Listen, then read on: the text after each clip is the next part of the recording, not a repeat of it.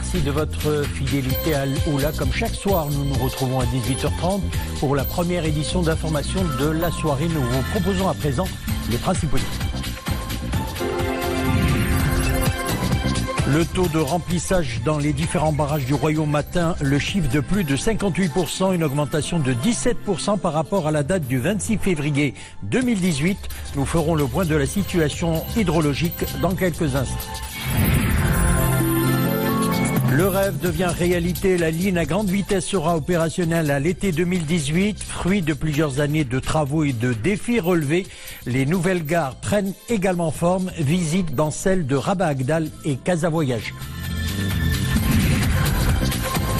Il sera question en fin de journal de course féminine, une course sur route qui s'est déroulée à Essaouira et qui a réuni quelques 1500 athlètes, femmes du Maroc, d'Europe et des États-Unis. Elle entrait dans le cadre de la journée internationale de la femme qui a été célébrée le 8 mars. Et avant de développer ces titres, signalons que Sa Majesté le roi Mohammed VI Amir al-Mouminin a adressé un message de vœux et de félicitations à sa sainteté le pape François à l'occasion du 5e anniversaire de son pontificat. Sa Majesté le roi Amir al-Mouminin se félicite à cette occasion des liens historiques d'amitié solide et d'estime mutuelle unissant le Royaume du Maroc et la Cité du Vatican, réitérant sa ferme détermination à continuer à œuvrer de concert avec sa sainteté le pape François pour la consécration des valeurs de dialogue, de coexistence et de communication entre les différents peuples et civilisations. Une délégation parlementaire nigériane est actuellement en visite au Maroc, conduite par le président de la Commission des relations parlementaires internationales à l'institution législative nigériane, Samuel Okonikon. Elle a été reçue par le ministre des Affaires étrangères de la coopération internationale, Nassar Boreta. L'entretien a porté notamment sur les interventions législatives pouvant sécuriser et assurer l'implémentation des différents accords qui lient les deux pays, qu'a déclaré la délégation nigériane en visite au Maroc jusqu'au 17 de ce mois, aura d'ailleurs des réunions avec plusieurs responsables marocains. Le ministère de l'Intérieur, conformément à ses prérogatives légales, souligne son droit d'appliquer la loi dans la ville de Jrada en interdisant les manifestations illégales sur la voie publique et de répondre avec fermeté aux agissements et comportements irresponsables, et ce en vue de préserver la sécurité, garantir le cours normal de la vie et protéger les intérêts des citoyens et citoyennes.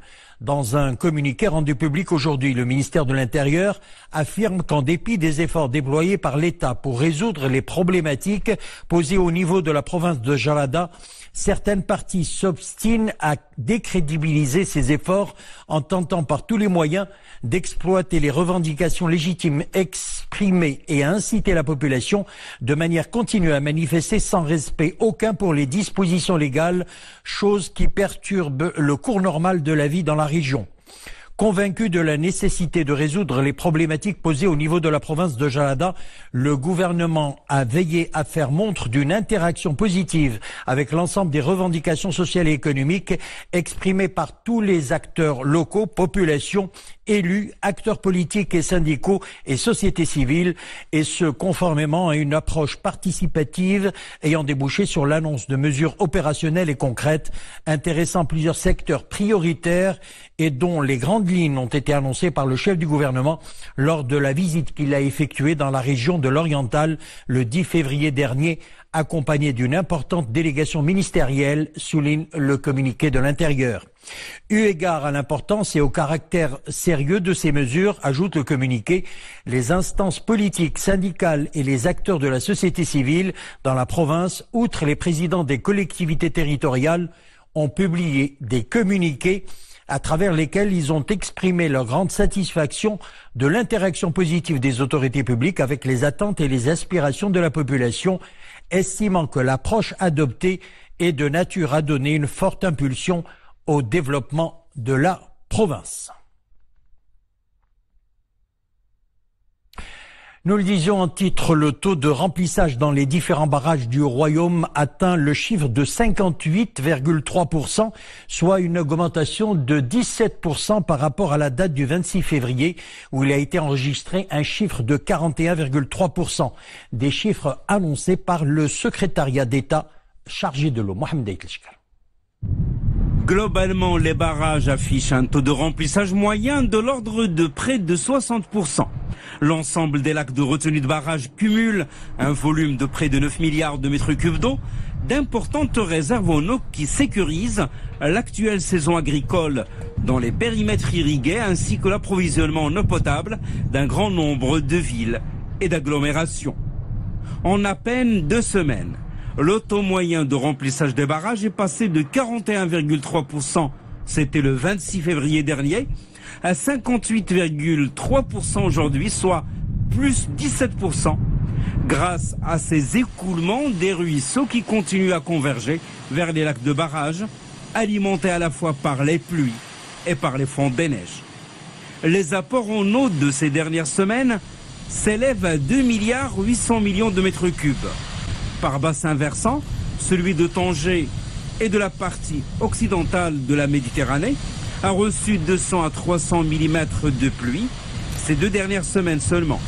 100 à 200 mm de pluie pour les bassins du Sebou, Loukos, Soussmassa, moins 200 mm pour ceux d'Omrbir, Bourgreb, Tensift, Mlouia et la Méditerranée orientale.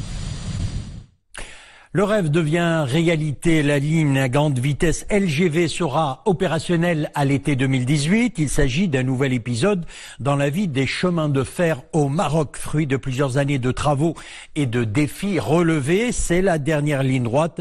Les nouvelles gares de LGV prennent forme également.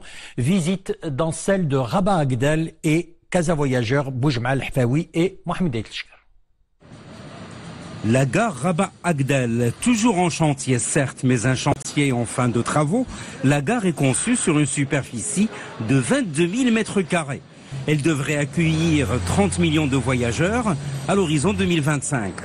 Cette gare devrait être fin prête dans les quelques semaines à venir pour recevoir les premières navettes du train de la ligne grande vitesse, la LGV. Le taux d'avancement est 70%. C'est une gare, c'est la plus grande gare de réseau ferroviaire marocain et la plus grande gare au niveau de l'Afrique. Il n'y a pas que le traitement du bâtiment, il y a aussi tout ce qui est en lien avec le nombre de voies, le nombre de quais, la partie signalisation. La capacité de la gare serait multipliée par 4 voire par 5. Il a été conçu de façon à ce qu'il soit un espace de vie avec des hôtels, des boutiques, des allées marchandes et qui vont permettre bien sûr aux citoyens de trouver un endroit où ils peuvent, s'épanouir avec leurs enfants pour faire leurs achats, etc. Alors bien sûr, ça veut dire qu'on entre dans une ère d'un transfert de technologie de pointe, mais aussi également une amélioration des services pour les usagers et qui est très importante pour ce que le Maroc va faire, Inch'Allah, par la suite. La gare Rabat Agdel, un fleuron d'architecture, elle sera donc la plus grande du genre en Afrique. Le train LGV qui sera mis en circulation dès l'été de cette année aura pour destination la nouvelle gare Casa Voyageurs. La nouvelle gare couvrira une superficie de 10 000 m². Elle devrait accueillir 20 millions de voyageurs à l'horizon 2025. Les travaux de réalisation de ce chantier enregistrent un taux d'avancement de 80% et cette gare sera également fin prête dès l'été de cette année.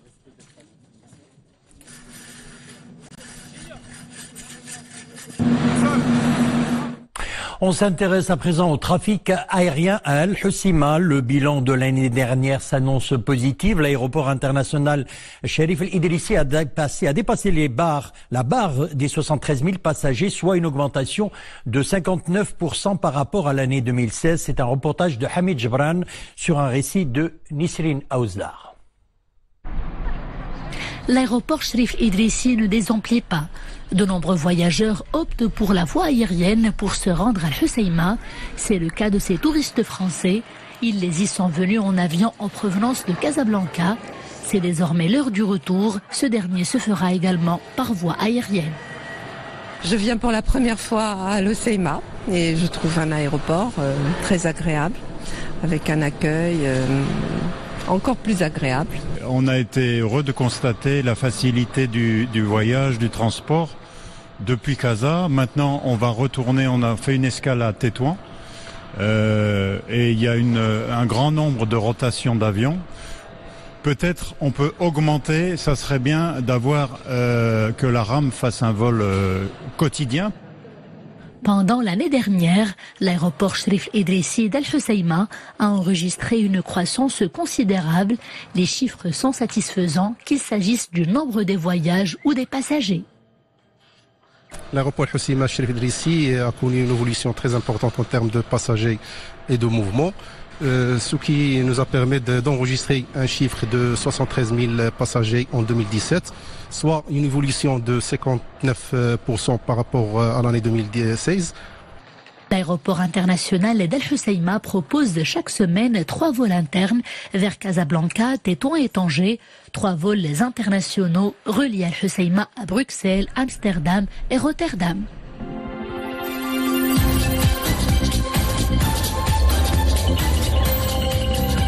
On passe à présent à l'actualité internationale. On va tout d'abord en Palestine. Le convoi du Premier ministre de l'autorité palestinienne Rami Hamdallah ciblé par un attentat à Gaza. Une explosion est survenue au passage du convoi qui pénétrait dans le territoire. Rami Hamdallah a effectué une visite dans l'enclave. 7 personnes ont été blessées suite à cet acte qualifié de lâche attentat par le président de l'autorité palestinienne Mahmoud Abbas, qui tient d'ailleurs le mouvement Hamas pour responsable. Le Premier ministre palestinien a dû écourter sa visite. Le chef du renseignement palestinien se trouvait également dans le convoi. 6 morts et 30 blessés, c'est le bilan d'un attentat suicide également à Aden, dans le sud du Yémen. L'attaque a visé un centre d'approvisionnement en produits alimentaires d'une force de sécurité. Parmi les victimes, un jeune enfant. Le bâtiment et de nombreux véhicules ont subi d'importants dégâts. Un attentat revendiqué par le groupe terroriste autoproclamé État islamique. L'unité visée fait partie des forces fidèles au président yéménite Abdrabou Mansour Hadi. Le 24 février dernier, 5 personnes dont un enfant avaient péri dans un double attentat perpétré contre l'unité de lutte antiterroriste, toujours à Aden. Et on reste dans la région. L'armée turque et les groupes rebelles syriens alliés ont assiégé la ville d'Afrin, bastion de la milice kurde des YPG, des YPG. Ankara veut chasser de sa frontière. Qu'Ankara veut chasser de sa frontière. Les violents combats ont permis aux soldats turcs de s'emparer de la localité de Jendaysis, située à une vingtaine de kilomètres au sud-ouest d'Afrin. Les forces turques contrôleraient plus de 60% de l'enclave. L'offensive turque a coûté la vie à plus de 200 civils. Selon l'Observatoire syrien des droits de l'homme, plus de 370 combattants kurdes ont également été tués, ainsi que 340 membres des forces pro-turques. Selon l'état-major turc, 42 soldats ont été tués dans les combats. Et puis en Syrie, justement dans la Ghouta orientale, l'heure est à l'évacuation de dizaines de civils. Les évacuations ont eu lieu sous la supervision de l'ONU via le principal point de passage entre l'enclave et la capitale Damas. Elle concerne 24 hommes, 44 femmes et 78 enfants, dont 10 gravement malades. Selon le chef du centre russe pour la réconciliation des belligérants dans la guerre en Syrie, ces évacuations sont le résultat de négociations entre le centre et des leaders de groupes armés. Sachez également que l'offensive du régime dans la Ghouta orientale a fait jusqu'à aujourd'hui 1100 morts parmi les civils, dont 344 enfants et plus de 4530 blessés.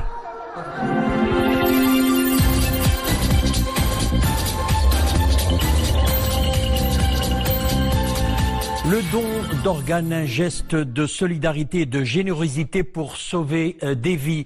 Imen Loueh, native de l'Arrache et jeune étudiante des sciences humaines à Martil, a décidé de faire don de ses organes après sa mort. Notre équipe l'a rencontré. Reportage signé Fenna Shakil Alaoui, Mounia Marouche. Ça y est, cette étudiante en faculté des sciences humaines à Martil a franchi le pas. Imen Louah, originaire de l'Araïch, a décidé de faire un don de ses organes après sa mort. Un geste noble et altruiste. J'ai toujours été intéressée par le sujet du don d'organes. J'ai vu beaucoup d'émissions là-dessus, j'ai écouté des spécialistes. Après 6 ans de réflexion, je me suis dit pourquoi pas moi. Alors j'ai finalisé les démarches concernant le don d'organes. Iman s'est enregistré sur la liste des donneurs d'organes et ne cesse de sensibiliser son entourage et ses amis sur toutes les questions concernant les garanties légales et religieuses associées à cet acte de générosité. Franchement, au début, la décision d'Iman m'était inconcevable. Enfin, il m'a convaincue, surtout quand elle m'a expliqué les motifs de son choix et la noblesse de son acte. Malgré les avancées réalisées ces dernières années, les chiffres sont encore en deçà des aspirations. En effet, moins de 1000 Marocains sont inscrits au registre du don d'organes depuis 18 ans. Iman Louah en fait partie. On passe au sport à présent. Il sera question de course féminine sur route. Elle a eu lieu hier à Essaouira.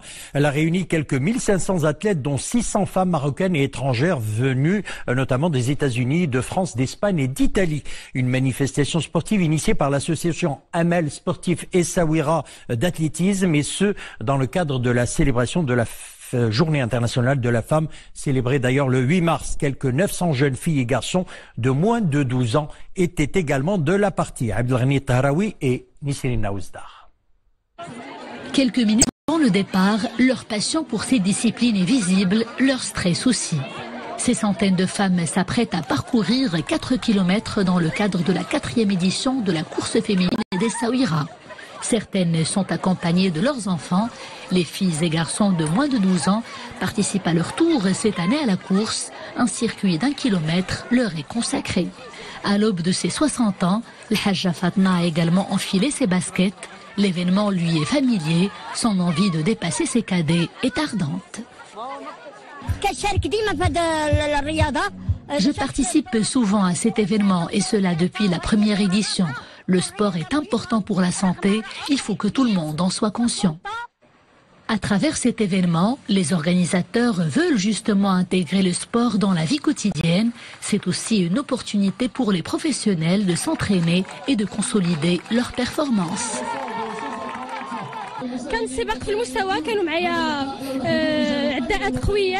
J'ai rivalisé avec des athlètes qui ont beaucoup d'expérience. La course était très serrée. Cette victoire vient couronner plusieurs mois de travail de longue haleine. L'événement est réussi. Vive les femmes!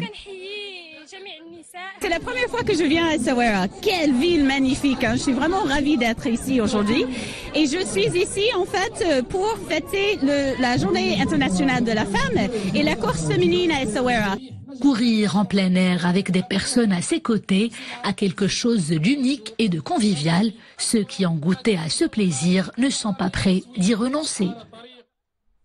Eh bien voilà, c'est avec la page sport que nous refermons l'édition. Merci de nous avoir suivis. On se retrouve demain. Excellente soirée.